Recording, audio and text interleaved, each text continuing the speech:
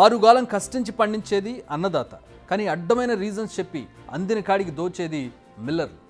తెగుళ్ళని, నీటి ఎద్దడి ఓవైపు, తీర సమయానికి కురిసే అకాల వర్షాలు మరోవైపు, ఇలా ఎన్నో కష్టాలు పడి పంటను పండించి మార్కెట్కు తీసుకొస్తే రైతును నిలబెట్టి మరీ నిలువు దోపిడీ చేస్తున్నారు వ్యాపారులు. ప్రస్తుతం ధాన్య సేకరణ షురు అయింది.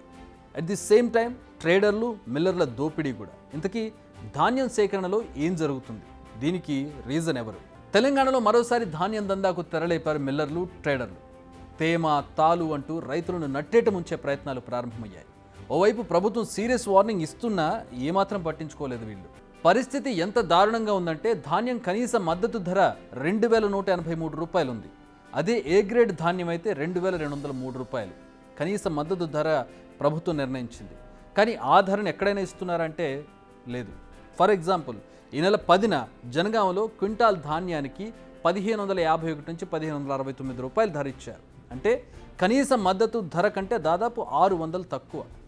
అదే ఈ రోజుకు వచ్చేసరికి 1780 నుంచి 1850 మధ్య ఇస్తామని రైతులతో బేరాలాడుతున్నారు. అంటే ఎటు చూసుకున్నా ప్రభుత్వం ప్రకటించిన ఎంఎస్పీ కంటే ఇది 30% తక్కువ.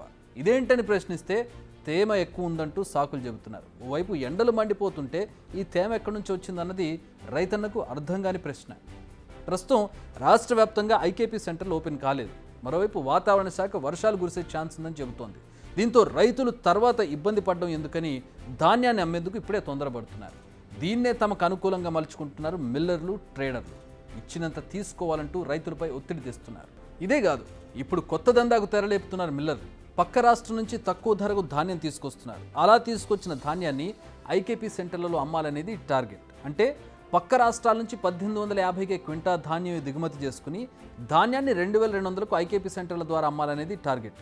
సో ఒక్కో క్వింటాకు 350 నుంచి 400 రూపాయల లాభం అన్నమాట. మరి ఇతర రాష్ట్రాల నుంచి ధాన్యం వస్తుంటే అధికారులు ఏం చేస్తున్నారనే డౌట్ రావచ్చు. కానీ అధికారులు పట్టించుకుంటే కదా. చెక్ పోస్టులు పెట్టామని అధికారులు చెబుతున్నారు. మరి ఈ చెక్ పోస్టులను దాటి ధాన్యం ఎలా వస్తుందనేది రైతుల సూటి ప్రశ్న. ఇదంతా ఒక కుట్రలా కనిపిస్తోంది. ఎందుకంటే 15 రోజులుగా పౌర సరఫరా శాఖ కమిషనర్ డిఎస్ చౌహాన్ రాష్ట్రంలో లేరు. అంతేకాదు, పౌర సరఫరాల శాఖలో మరో ఉన్నతాధికారిపై కూడా ఆరోపణలున్నాయి. ఆయన ఇచ్చిన అలసుతోనే ట్రేడర్లు, మిల్లర్లు, మార్కెట్ కమిటీ అధికారులు కుమ్మక్కై ఈ దందా నడిపిస్తున్నారని వినిపిస్తోంది. నిజానికి రైతులకు గిట్టుబాటు ధర దక్కేలా చూడాల్సిన బాధ్యత మార్కెట్ కమిటీ అధికారులదే. కానీ ట్రేడర్లు, మిల్లర్లు దోచుకుంటున్నా కళ్ళు మూసుకుని చోద్యం చూస్తున్నారు మార్కెట్ కమిటీ, పౌర సరఫరాల శాఖ అధికారులు. ఇప్పటికీ ఈ అంశంపై ఫోకస్ చేశారు సీఎం రేవంత్ రెడ్డి. ధాన్యం సేకరణపై నిర్వహించిన రివ్యూ మీటింగ్లో అధికారులకు కీలక ఆదేశాలు జారీ చేశారు.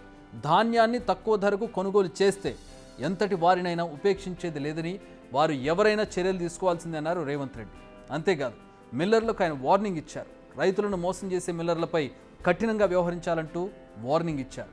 ఇలా ధాన్యం కొనుగోలు చేసిన వారిని గుర్తించి వారి లైసెన్సులు రద్దు చేయాలన్నారు. అక్కడితో ఆగొద్దని కస్టమ్ మిల్లింగ్ నిలిపివేసి బ్లాక్ లిస్టులో పెట్టాలని ఆదేశాలు జారీ చేశారు.